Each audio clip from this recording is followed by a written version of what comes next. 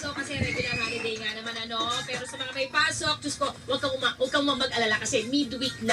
Konting-konti na lang at makakapagpahinga ka na. Ayan. Kapag Biyernes, bet na bet mo yan. Hindi natin masisisi kasi nga nakakapagod naman talaga itong linggong ito, di ba? Kaya laging looking forward sa weekend para makapagpahinga at mag-chill-chill. Pero teka lang, parang hindi makakapag-chill. Hindi mo sure. Hindi mo sure dahil tambak yung mga labahin sa bahay. Pwede mong akyatin dahil gabundol. Diyos ko, nakaka-stress naman yan. Hindi mo lang makakapag-relax niyan. Saka mabuti na lang at merong Dowel Fully Auto Washing Machine.